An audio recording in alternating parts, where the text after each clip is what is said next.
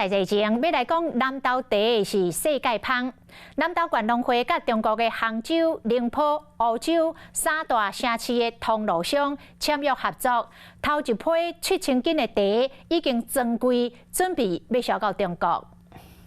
南投茶世界芳，南投茶世界芳，这一箱一箱的纸箱花，内底全部是南投8大地区的茶皮，准备正规销出国。今年的7月份，我们跟南投县农会呢一起到了这个杭州去，那特别呢对南投县的各种的农特产品进行推广。头一批茶皮有7000斤，要销去杭州、宁波、梧州。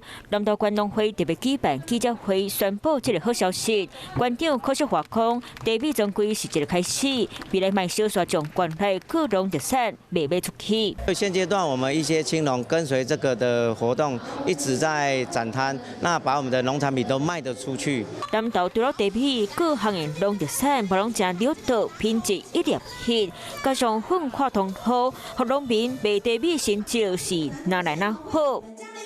Hello， 我是林明瑞。想要抢先掌握最及时的新闻资讯吗？赶快订阅、按赞、开启小铃铛，锁定我们华视新闻的 YouTube 频道。